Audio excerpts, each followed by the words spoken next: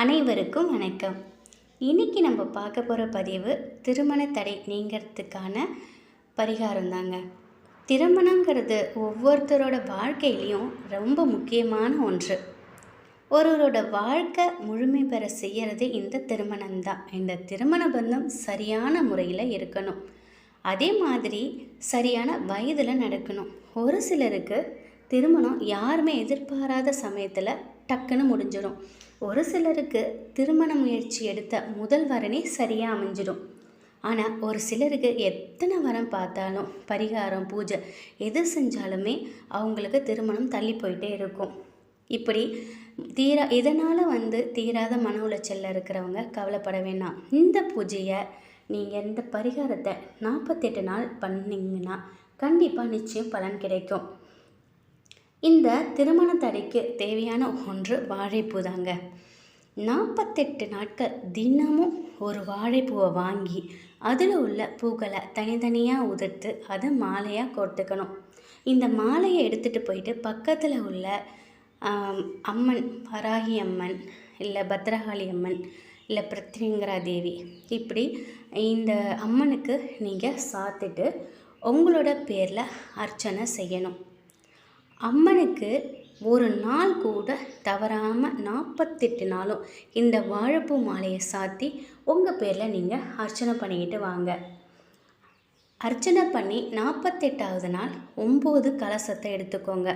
அதில் நவதானியங்களை போட்டு அதன் மேலே பச்சரிசியை போடணும். 9 வாழைப்பூக்களை வாங்கி அந்த 9 கலசத்தில் மேலே வைங்க. கோவிலில் உள்ள ஏதாவது சாஸ்திரம் தெரிந்த ஒரு ஐயரை வச்சு கணபதி ஹோமம் இல்லை வள்ளி தேவசேனா சமேத சுப்பிரமணிய ஹோமம் இதில் ஏதாவது ஒன்று பண்ணுங்க. பூஜை அனைத்து முடிஞ்சதுக்கப்புறம் அந்த 9 கலசங்களில் உள்ள வாழைப்பூக்களை உள்ள பூக்களையும் உதிர்த்து 9 மாலையாக கொடுத்து எடுத்துக்கோங்க. இந்த மாலையை அதே அம்மன் கோவிலில் உங்கள் பேரில் அர்ச்சனை செஞ்சு அம்மனுக்கு சாத்தணும். அதுக்கப்புறம் இது எல்லாம் முடிஞ்சதுக்கப்புறம் திருச்சி சமயபுரம் அருகில் உள்ள ஜீலிவனேஸ்வரர் கோவிலுக்கு போகணுங்க. வெள்ளிக்கிழமை இல்லைன்னா ஞாயிற்றுக்கிழமை நீங்கள் போகலாம். இந்த இதில் போயிட்டு திருமண பரிகார பூஜையை செஞ்சுட்டு வாங்க. விரைவில் திருமணம் கைகூடும். திருப்பஞ்சேலி கோவிலின் தலை விருட்சமாக இருக்கிறது வாழை மரம் தான்.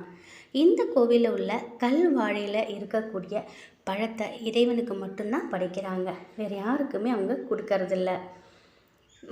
நம்ம பொதுவாகவே வாழை மரத்தை வெட்டினா அது துளிர்த்து வரும். அதில் நிறைய வாழைக்கன்று நிறையவே வரும்.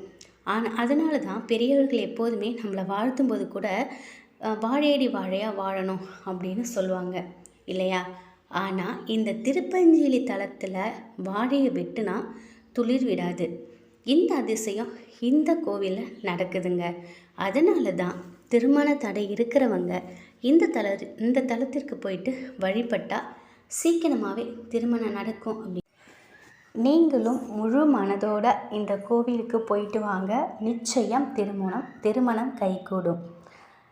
நான் எனக்கு தெரிஞ்ச பெரியவங்க, என்னுடைய முன்னோர்கள், என்னுடைய மாமனார் மாமியார், அவங்க வழியில் உள்ள பெரியவர்கள், என்னுடைய தோழிகள், என்னுடைய உறவுகள், இவங்க எல்லாருமே பயன்பெறக்கூடிய விஷயங்களை மட்டுமே நான் உங்களுக்கு இந்த பதிவில் தெரிவிக்கிறேங்க.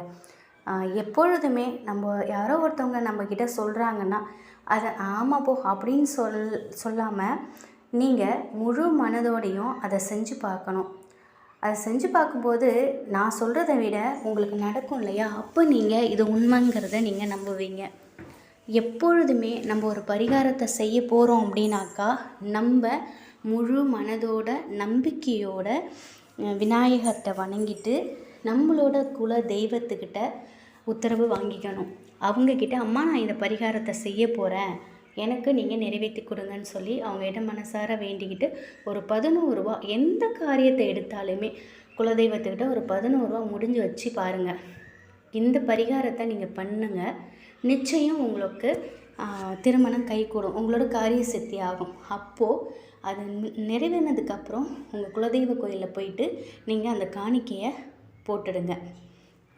நமக்கு தெரிஞ்ச விஷயங்களை 4 பேருக்கு நம்ம சொல்லும்போது, சொல்லி அவங்க அதை பயனடையும் போது, அதோட பலன் நமக்கு ரெட்டிப்பாக வருங்க. இது உண்மையான விஷயம். நமக்கு தெரிஞ்ச விஷயங்கள மற்றவங்களுக்கும் நம்ம சொல்லணும்.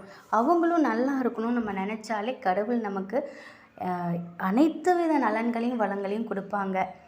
இந்த பதிவு கண்டிப்பாக உங்களுக்கு பயனுள்ளதாக இருக்கும் அப்படின்னு நம்புகிறேன். வேறொரு நல்ல ஒரு தகவலோடு உங்களை சந்திக்கிறேன். நன்றி.